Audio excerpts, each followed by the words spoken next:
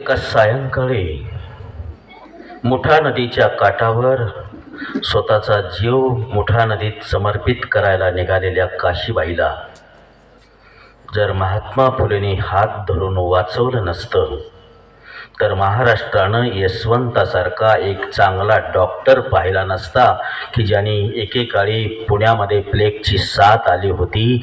त्या प्लेगच्या साथीतल्या हजारो लोकांचे प्राण वाचवले होते.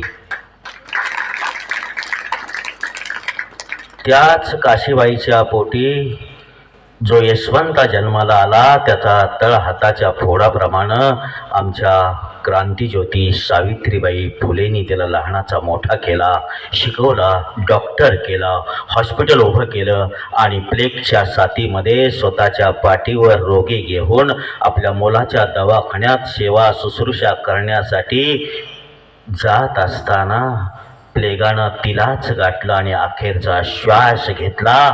त्या महाराष्ट्रातल्या पहिल्या थोर शिक्षिका क्रांतिज्योती सावित्रीबाई फुलेंना त्रिवार अभिवादन करूया. विद्येची देवता सरस्वती माता आज अशोकराव देसाई कृषी विद्यालय ज्युनियर कॉलेज आलेगाव या शाळेमध्ये कालपासून सुरू असलेल्या वार्षिक स्नेहसंमेलन तथा आज पारितोषिक वितरण समारंभाच्या निमित्तानं आयोजित कार्यक्रमामध्ये त्या कार्यक्रमाचे प्रमुख अतिथी जो न देखे रवी तो देखे कवी. खरं तर या पृथ्वी तलावर स्वर्ग निर्माण करण्याचं काम कोण निर्माण करतो तर तो कवी करतो. असा महाराष्ट्रातला एक लाडका कवी आज सांगोला तालुक्याच्या पंचक्रोशीमध्ये कवी म्हटल्यानंतर ओठावर ज्यांचं नाव येतं ते म्हणजे सन्माननीय प्रसिद्ध कवी लेखक सुनीलजी जौंजाळ सर. अशा कार्यक्रमासाठी लाभलेले सन्माननीय अध्यक्ष, या प्रशालेचे सन्माननीय अध्यक्ष सन्माननीय नारायणजी दिवशे सर, या शाळेचे विद्यमान मुख्याध्यापक. खरं तर त्यांनी 3 टप मी रात्रीच सांगितलं की आयुष्याची 36 वर्ष ज्ञानार्जनाचं काम करता करता एखादा माणूस थकून गेला असता पण समोर बसलेल्या तरुणाला लाजवेल असं व्यक्तिमत्व आहे ते तुमच्या मुख्याध्यापकाचं आदरणीय काशीद सर. ज्या जोडीने आयुष्यामध्ये ही शाळा इथपर्यंत या शाळेचा प्रवास करण्यासाठी सगळी सुखदुःख स्वतःच्या खांद्यावर घेतली असे काशीद सरांचेच मित्र आणि माझे प्राचार्य, माझे मित्र आदरणीय मोहनरावजी लवटे सर. या कार्यक्रमासाठी खास अतिथी म्हणून लाभलेले आपल्या सांगोल्याचे नगरसेवक सन्माननीय गजाननजी बनकर साहेब. या शाळेमध्ये शिकत असणारे सर्व विद्यार्थी विद्यार्थिनी, या शाळेमध्ये ज्ञानदानाचं कार्य करणारे म्हणजे सर्व सहकारी शिक्षक शिक्षिका बंधू भगिनी, शिक्षकेतर कर्मचारी, या सर्वांचं मी पहिल्यांदा अभिनंदन करतो. मी नेहमीच सांगत असतो, जिंदगी है खेल खुदा का जीने का हक मेरा है. जिंदगी है खेल खुदा का जीने का हक मेरा है. पाँव हो जमीन पर आसमान छूने का हक मेरा है. आसमान छूने का हक मेरा है. कुणाच्या पोटी जन्माला यायचं हे माझ्या हातात नाही, पण काय म्हणून मरायचं हे मात्र माझ्या हातात आहे. आणि हे शिकवणारी शाळा म्हणजे अशोकराव देसाई, लक्षात ठेवा. कारण याच गावानं महाराष्ट्रामध्ये नावलौकिक मिळवलेलं आहे. 60 साहेबांचं गाव म्हणून नावलौकिक मिळवलेले गाव आहे आलेगाव. मला वाटतं त्यानंतर यूपी मध्ये मी जेव्हा परवा गेलो प्रयागराजला, तेव्हा यूपी मध्ये त्या माटगावला जेव्हा भेट दिली तेव्हा 70 घरांचं ते कुटुंबाचं गाव, 70 कुटुंबाचं गाव. त्या गावामध्ये 47 मी रात्री सांगितलं IAS आणि IPS अधिकारी आहेत. मग मला सांगा माझ्यात काय कमी आहे? आणि म्हणून तुम्हाला जर जीवनाचा सुंदर अर्थ शोधायचा असेल, तुमच्या जीवनामध्ये तुमच्या जीवनाचं कल्याण करायचं असेल तर शालेय जीवनामध्ये भगवद्गीतेतले मानवी जीवनाच्या कल्याणासाठी 100 मार्ग सांगितलेत. त्यापैकी 10च मार्गाचा जर तुम्ही अवलंब केला शालेय जीवनामध्ये तर मी म्हणतो आमची मुलं यशाच्या शिखरावर गेल्याशिवाय राहणार नाहीत. प्रत्येक माणसाला परमेश्वरानं काहीतरी देऊन पाठवलेलं आहे. फक्त आम्ही काय करतो, काखेत कळसा आणि गावाला वळसा. तुझ आहे तुझ पाशी, परी तू जागा चुकलाशी. सगळं काही परमेश्वरानं आमच्या आतमध्ये दिलेलं आहे. आम्ही तेच त्याचा शोध घ्यायचं सोडतो आणि इतरत्र धुंडाळत फिरतो. भगवंताचा मंदिरामध्ये नाही. मग भगवंत कुठं आहे हे भगवद्गीतेमध्ये पहिल्यांदा सांगितलेलं आहे. तुम्ही जे काम करता त्या कामामध्येच खरा देव आहे. तुम्ही जे कर्म करता त्या कर्मामध्येच देव आहे. उदाहरणार्थ घ्यायचं झालं तर शाळेत शिकवणारा शिक्षक जर मन लावून शिकवत असेल तर तो शिक्षकच खरा देव आहे. लक्षात ठेवा, त्याचं काम हेच देव आहे. परमेश्वर त्याचा नेहमीच पाठीराखा असतो. म्हणून मला तुम्हाला एक सांगायचं, जे वरून चांगलं दिसतं ते चांगलं असतंच असं नाही. ज्याला आतून चांगलं, आतून सौंदर्य शोधायचं आहे त्याने आपला स्वतःचा शोध घेतला पाहिजे. एक सांबर एका धावत तळ्याच्या काठावर गेलं आणि तळ्याच्या काठातलं पाणी पिता पिता त्याचंच प्रतिबिंब त्याला तळ्यामध्ये दिसलं. त्यावेळेला त्या सांबराची शिंग त्या सांबराला इतकी सुंदर वाटली, ते सांबर स्वतःशीच म्हणाल, आहा काय सुंदर परमेश्वरानं माझे शिंग दिलेत, किती सुंदर आहेत शिंग. पण हे पाय ना, हे पाय इतके घाणेरडे आहेत.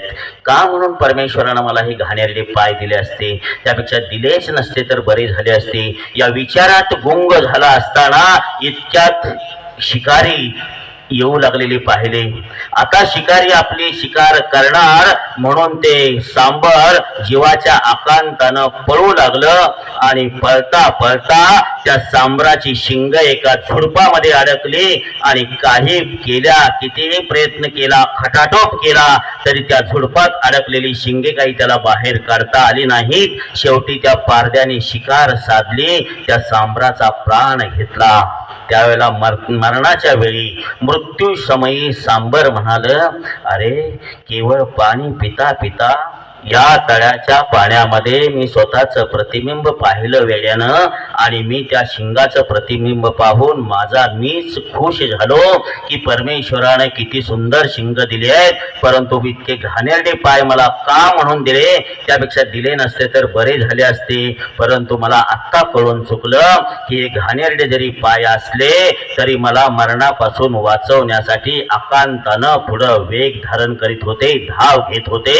पण शिंगाने मात्र मला वाचवलेलं नाही. म्हणून तुम्हाला एक सांगतो, जे बाहेरून चांगलं दिसतं यालाच आज आम्ही फसतो आणि आमच्या आयुष्याची माती करून घेतो. जे वरून दिसतं ते चांगलं असतं असं मुळीच सांगता येत नाही, मात्र जे आतून सुंदर असतं ते कुणीच हिसकावून घेता येत नसतं. यासाठी आम्हाला आमचं अंतरंग जर सुंदर करायचं असेल, आमचं मन सुंदर करायचं असेल तर आमच्या मनाची विहीर सुंदर सुंदर विचाराने जर काटोकाट भरली तर अशा सुंदर विचाराने काटोकाट भरलेल्या विहीर जर तुमची मनाची असेल तर जगामध्ये तुमचा कुणी पराभव करू शकणार नाही. म्हणून तुम्हाला सांगतो की मानवी जीवनामध्ये प्रत्येकाकडे गुण असतो. माझ्या समोर एक कार्यक्रम पत्रिका आहे मुलांनो, त्या कार्यक्रम पत्रिका कुठल्या शिक्षकाने लिहिली आहे मला माहित नाही, पण त्या शिक्षकाचं सुंदर हस्ताक्षर म्हणजे त्यांचा अंतरंग आहे. लक्षात ठेवा, इतकं सुंदर. मला सांगा, हे अक्षराचा गुण जरी घेतला तर मला वाटतं तुम्हाला आमच्या शाळेमध्ये असंच एका आमच्या संस्थापकाने एका शिक्षकाचा अर्ज पाहिला आणि त्या सगळ्या अर्जातून एका शिक्षकानं नोकरीसाठी लिहिलेला स्वतःच्या हस्ताक्षरातला अर्ज पाहून त्यावेळेला सोलापूरचे महापौर असणाऱ्या संस्थापकांना भुरळ पडली आणि त्या सुंदर हस्ताक्षराच्या माणसाला बोलावून न इंटरव्ह्यू घेता, न डोनेशन घेता, न कुठली मुलाखत घेता डायरेक्ट त्यांना शाळेमध्ये ऑर्डर दिली. हे माणसाच्या असणाऱ्या आतील सौंदर्याचा महत्वाचा परिणाम आहे. लक्षात ठेवा.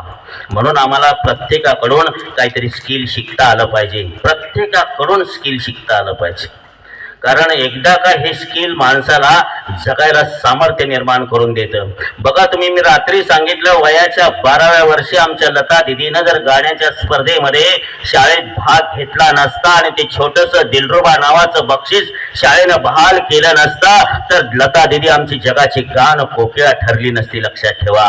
म्हणून कोणतीही स्पर्धा कमी समजायची गरज नाही. शाळेत रात्री केलेला डान्स तुमच्यामध्ये तुमच्या आंतरिक कलात्मकला प्रेरणा देण्याची संधी त्या शाळेनं उपलब्ध करून दिली. त्याबद्दल मी शाळेचं मनापासून कौतुक करतो. तुम्ही रात्री खूप छान कार्यक्रम सादर केला, याबद्दल तुमचंही मनापासून अभिनंदन करतो. अरे जीवनामध्ये ना संघर्ष करता आलं पाहिजे. आज आम्हाला काय व्हायला लागलंय, सगळं आयतं घरातून मिळायला लागलेलं आहे. त्यामुळं आम्हाला संघर्ष करण्याची उमेद आमच्यामध्ये कमी होत चाललेली आहे. मला तुमच्यामध्ये ज्या दिवशी संघर्ष करण्याची उमेद निर्माण होईल त्यावेळेला तुम्ही अशक्य गोष्टी शक्य करू पाहता. लक्षात ठेवा. ते तुमच्या समोर जिवंत उदाहरण 10वीच्या पुस्तकामध्ये आहे. 49 ट्रेन पायावरून जाऊन सुद्धा माउंट एव्हरेस्ट शिखर चढणारी मुलगी आपण पाहिली. जिथं 2 पायाचा माणूस, 2 पायाचा युवक 1 किलोमीटर शाळेपासून घरापर्यंत अंतर जाऊ शकत नाही, ती 1 पायाची मुलगी जयपूर फूट घालून माउंट एव्हरेस्ट शिखर चढू शकते. इतका आत्मविश्वास ज्या दिवशी आमच्यामध्ये निर्माण होईल त्यावेळेला आम्ही खऱ्या अर्थाने यशस्वी झालो असं निश्चित म्हणेन. आणि ही शाळा तुम्हाला हे शिकवते. मी निश्चित तुम्हाला शुभेच्छा देतो. खरं तर असं चमकलं पाहिजे की 60 साहेबांचं गाव नसून 101 साहेबांचं गाव म्हणून या आलेगावला प्रसिद्धी मिळवून मी देणार, हा मनोमन प्रतिज्ञा तुम्ही करावी अशा प्रकारची अपेक्षा व्यक्त करतो. अधिक वेळ न घेता, खरं तर मला सुनीलजी जवंजाळ सरांचं ऐकायचं आहे, त्यामुळे मी अधिक न वेळ घेता आपली रजा घेतो. जय हिंद, जय महाराष्ट्र.